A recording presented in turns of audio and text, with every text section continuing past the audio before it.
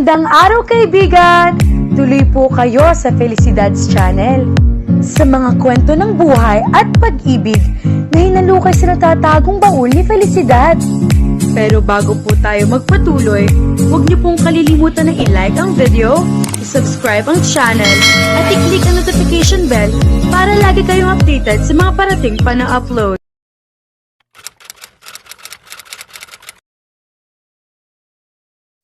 Rare faces Rodel for the second time inside his building.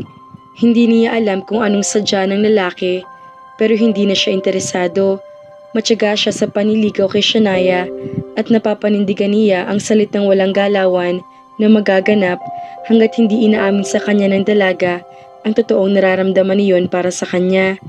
They're intimate almost every minute while they're spending their time together, but he had learned to control himself and be contented for a passionate kiss and warm hugs. And that girl is as sweet as hell. Palagi na lang siyang inaasar, tapos maya't maya ay panghalik ng panghalik, at kinikilig naman siya. They're merely like best of friends, and he enjoys every moment he spends with her and with her family. She has a great family, mga lahi ng kalog, pero masarap kasama, at kahit na minsan ay hindi niya nararamdaman na etsapuera siya. Pakiramdam niya ay totoong parte na siya ng pamilya at nabubuo ang kulang sa pagkatao niya. Para nga sa kanya ay sapat na iyon, kaya lang inaasam pa rin niya na lumabas sa bibig ng dalaga ang salitang mahal din siya kahit nararamdaman naman niya. What do you need? Maangas na tanong niya patapos siya mapatigil sa paglalakad sa pasilyo galing sa conference room. Makamatay na titig ang ibinigay niya kay Rodel. At kung siya ang masusunod, patitiklupin niya ito gamit ang kamao. Kung ang kinatatakutan niya noon ng mga bully sa eskwelahan ay nananahimik matapos niyang tutukan ng baril, paano pang walang hiyang professor na nagpayak sa Shania niya noong nakaraang araw? If he were to decide, he'd better knock the man and put him down on his knees. But when he told Shania, of course, she disagreed. You can always defend me by simply being there to stop me from crying and keeping me off from harm. You need to not punch or beat down the people who make me cry. It's always enough to know that you really care. Siyempre naman, inaluso ang puso niya sa mga salitang iyon. Kaya kahit na gusto niyang barile ang bunganga ni Rodel sa pagtawag sa mahal niya na putik at muchacha raw, hindi na lang niya ginawa. Now, she's managing his life. Of course, he still has that power to rule himself, but he respects Shania and he will always try to listen first before he makes his dark moves. I am here to tell you frankly that Sean and I are okay. Anito, at magugulat ba siya kung nauna nang magulat ang panga niya nang umigkas iyon? Why does this bother to hear Rodel say that this man and Sean are doing okay? That's good to hear. At least, hindi ko na kailangan na paputukin ang labi mo sa pang-insulto mo sa kanya. Kibit balikat niya, pero ngumisi ang lalaki. She told me everything. Everything? About what? Literal na umarko ang mga kilay niya at nanulis ang mga labi. She told me that you bought her using her money, got her from the club, and you got her pregnant. Namusa ang lalaki at titig na titig sa mukha niya. And so I made her realize that she doesn't fit your personality. And I think she got it this time. Noong una, umiyak siya, pero naiintindihan na niya ako. Tila mayabang na sabi pa nito. Rare felt nervous at the same time mad. Mapapatay niya talagang demonyo kapag hindi siya nakapagpigil. Hayop ka, mariin ang bigkas niya. And she doesn't love you. If she does, bakit hanggang ngayon maniligo ka pa rin? Lumobo ng tiyan, di ba? Dapat kayo na. Hindi niya pa rin ako binabasted. Kahit na nagtampo siya nung una. Just in case na mawala ka, may reserba siya. And I'll accept her wholeheartedly. Tuluyang kumulo ang dugo niya at galit na inilang hakbang niya ang distansya nila ni Rodel at kinuwelyuhan ang lalaki na kaagad din naman ang lumaban. That will never happen. He fumed and punched Rodel's face, but the man just lost his balance. Sinuntok din siya nito pero para siyang bakal na hindi nasaktan. I'll kill you now. I thought you were a man enough to fight fairly, but I was so damn wrong. Rare gritted his teeth as he grabbed Rodel by his collars and pushed him off the wall. Isa pang suntok ang inabot nito sa kanya, pero tumawa lang ang lalaki matapos na matumba sa sahig. You've planted your seed inside her, but your child will never call you daddy. It will be me. Hirit pa noon at humahangos na kinontrol niya ang sarili. Kaya halos manginit ang sulok ng mga mata niya sa pagtitimpe. In your dream, get the hell out of my sight. Bulyaw niya rito at nang tila bingin ng umisi ang lalaki, siyang tumalikod. Kahit na may parte sa puso niya, ang parang nasaling nito dahil natatakot siya na baka nga kaya hindi pa kaya sinasabi ni Shania na mahal siya ay hindi pa yung sigurado sa kanya. Mas naniniwala pa rin siya na mahal siya ng dalaga. He won't stop until he hears her say she loves him back. No one can ever sue him away. Only Shan can. Ma-pride siyang lalaki. Pero lahat iyon, nilunok niya para sa iisang babae lang dahil mas matimbang ang pagmamahal niya kaysa sa putang amang pride niya. At kung nagawa na niya, tuluyan na lang niyang hihintayin itaboy siya ni Shania, pero hindi ng hayop na isang professor. He's damned disappointed. How could a man act that pathetic? Hindi siya basta madadala ng sabi-sabi lang. He's a real man, matured enough, and tested by life.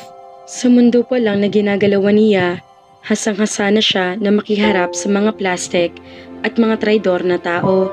And what made Rodel think that he would believe such stupid words? Hindi niya binasag ang ego at pride niya para lang sa bandang huli ay maniwala sa sabi-sabi. He'll wait until Shania speaks and pushes him away, not to let a stupid asshole sue him away and waste all his damned efforts to gain a woman's precious heart and attention. Si Rare, nagmamadaling lapit sa kanya ng sekretarya niya pero hindi niya pinansin iyon.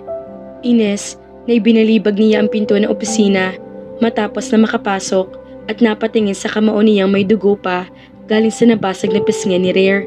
Tuloy-tuloy siya sa banyo at napatunganga sa sariling refleksyon sa salamin. He calmed his raging temper. May totoo ba sa sinabi ng lalaking iyon? Kung meron man, baka ang sinasabi niyon na magkaayos ng dalawa ni Shania. At natatakot siya sa closeness na yon. Not just because he's jealous alone, but because he's afraid for whatever kind of treatment and false attitude Rodel will hold towards her.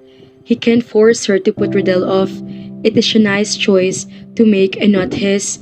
Minsan na niyang ginawang preso ang babaeng gustong-gusto niyang makasama at hindi na niya kailanman uulitin iyon o kahit nasakalin man lang sa mga bagay na gusto nitong gawin.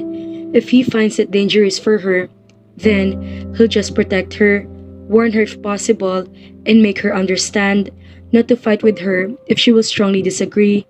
That's respect. That is indulgence. That's love. And I have it all in me, for her, only for her. Matagal na nakatunganga si Shania sa screen ng cellphone at naghihintay sa reply ni Rare. Napaagang uwian dahil wala ang professor para sa last subject, kaya lang nagre-ring lang ang cellphone at pinapatayan pa siya. Noong una, naisip niya na busy at baka may meeting o kung ano man. Kaya lang, makalipas ang 30 minutes at ganoon pa rin ang ginagawa ay naiiyak na siya. Wala siyang ginawang masama. Maayos sila kahapon na naghiwalay pagkatapos niyang akitin na magmas alas 5 ng hapon. Inhatid pa siya pakauwi at alas 8 na umalis sa kondo at parang tinatamad pa nga na lumayas. When he got home, they texted until 11 p.m. Pinilit lang siya na patulugin dahil buntis siya. Tapos ngayon na magpapasundo na siya, hindi na nagre-reply. He just texted good morning when she woke up and nothing more. Si Lutang sumundo sa kanya dahil may early meeting daw si Rare. Uuwi na ba ako? Busy ka pa ba boss ko? Kaya ko naman mag-isa. I just need the go signal. Aniya sa text pero para kinakabahan na siya sa hindi pag-reply sa kanya at pagkansela ng tawag. She's about to cry and feeling disoriented. Para umaatake ang kanigahan ng hormones niya sa katawan at kung ano-ano na ang naiisip niya. Baka naman nagsawa ni si Rare. Baka may nakilala na ibang babae. Baka may nakilala na hindi putik at desente. Masigit pa kay Cheche Servan at milyong higit kaysa sa kanya. Kinusot niya ang mga mata Nang maramdaman natutulo na ang mga luha niya at niyakap ang bag na dala. Wala pa naman ang mga kaibigan niya dahil nasa klase pa. Magkakaiba naman kasi sila ng block at nagkakasama-sama lang sila ay kapag 12:30 na, 11:00 pa lang at nag-iisa siya. Mag-isa siya naghihintay hanggang sa may magsalitang babae sa harap niya. Umuwi ka na kasi, hindi siya darating. He's tired and still sleeping because we had a bed fight. Anang boses na iyon, kaya napatingin siya sa babae nakatayo sa harap niya. Bed fight? Sex? Nakaposing ang babae at iwinawagayway sa harap niya ang isang itim na phone. It's Rare's phone and it's no other than that lawyer who's the founder of the group, Hipo-Hipo Gang. Sumikip ang dibdib niya pero hindi siya nagpahalata. Ano bang hinihintay mo rito? Pasko? Bakit hindi ka magpasundo roon sa lalaki na kareserba mo? Oh God, hindi yata natagalan ng boyfriend ko ang mga salitang sinabi ng professor mo. Iba ka rin ano? Buntis na, may nakareserba pa. Well, lucky enough, kasi bata lang naman ang habol sa'yo ni Rare. He's a lawyer anyway. He can get the custody anytime he wants. Then, he's mine again. Palatak nito na relax pa. Sinong reserba? Si Rodel? Hindi nga sila nag-iimika ng walang hiyang iyon. Tapos reserba? Kinausap ba na impacto na iyon si Rare? Para nagpanik ang buong sistema niya dahil baka kung ano-anong kasinungalingan ang sinabi ng professor niya at naniwala naman ang isa kaya yata pumunta kay Cheche Servan at nag-sex ang dalawa. Nabasag ang puso niya at pumikit na lumuluha siya. Hindi siya. Mahal ka niya. Shania shook her head. Hindi ako naniniwala. Mariin na bigkas niya. Oh, nagmukhang comical pa ang mukha ng babae nang tumingin sa kanya at umiling din. Such a poor little girl was disembarked from the mud where you were drowned. Sana hindi ka nalang umahon sa putikan. Baka sa junk shop ka na pulutin pagkatapos. Lumayas ka! Higil na sigaw niya sa babae na natawa lang sa reaksyon niya. Pinakabata ka na ba sa tingin mo na naisahan ni Rare? My God, I was only 17 when he de-virginized me. Tuloy na siya napaiyak kasi kahit paano, nagsaselo siya sa mga babae na nakaraan ni Rare. Pero kung sinabi lang iyon ng babae na kaharap niya para arasarin siya, pues talagang naasar siya. Kasi Makati ka, lawyer ka nga, pero bulok ng pagkatao mo. At least ako, kahit galing sa putik, iisang lalaking dumaan sa buhay ko. Kaya huwag mong pagmamalaki na virgin ka na makuha ka ni Rare. Lahat ng babae virgin. At nagkataon lang din na ikaw na pagpapasapasahan na at ako ay hindi. Sinong one-man woman ang hahaplos sa isang lalaki sa loob ng bar? Edukadang desperada. Galit na asek niya kaya na umiiyak siya. Hindi siya nasiyahan dahil parang puputok ang matres niya sa inis ay tumayo siya at hinubad ang sapatos na suot at ibinato sa mukha ng babae. Sapol iyon sa noo kaya parang nahilo pero hindi pa man lang nakakabawi ay sinundan pa niya isa pang sapatos at sa nguso naman tinamaan. Ouch! Oh my God! Tili nito at sosyal na sosyal pati ang paraan ng pagtili. Yan ang bagay sa'yo. Lumayas ka't bruha ka. Layas! Doon ka sa impyerno kung saan ang bagay ang demonyang katulad mo. Virgin mo mukha mo. Virgin ang puwet mo. Kahit nabuntis ako, kakalbuhin kitang buwisit ka. Humahangos na pinahid niya ang mga luha, saka naman mabilis na napaalis ang babae. Kapakapa ang nguso. Idedemanda kita. Banta niyon sa kanya, pero dinampot ulit na Shania ang sapatos at binato ulit ang babae. Idemanda mo. Ang kapal mo. Ang kapal mo. Malandi. Idedemanda rin kita. Halos mapatid ang litid sa leeg niya sa pagsigaw. Mabuti na lang at walang masyadong tao sa loob ng university at malawak ang court kaya kahit na magbali-baliwan siya ay walang gaanong makakapansin. Humihikbing hinabol niya na masamang tingin si Che pero nang para humigit ang puso niya ay kinalma niya ang sarili at hinimas ang sariling tiyan. Sorry na baby ko. May bruha kasi kaya inaway ko. Umiiyak na parang batang kausap niya sa baby niya. Humahangos sa pinulot niya mga sapatos at nahahapon na paupo ulit sa sementadong plant box. Umiyak siya at blankong isip hanggang sa maalala niya ang cellphone ni Rare na hawak ng babae na iyon. Pinilit pa rin niya makapag-isip ng tama kahit na napupuno ng selos ang isip at puso niya. She can't let him slip away just like that. If he's only playing with her heart, then he must admit it by now. She has to hear it from him. Yes, Sean. Siya ang dapat na magsabi at hindi ibang tao. Alo niya sa sarili. Kapag basta siya nagdesisyon at nagalit ng walang basihan, talo siya. She has to know what happened first, and if it is true, she has to let him know that she loves him. Though perhaps, it's too late. Kasi naman mga kafelisidad, bakit pa nagpapakiramdaman? Sabihin na kasi ninyo ang inyong mga nadarama sa isa't isa. Sa susunod pong muli, kaya naman, abangan!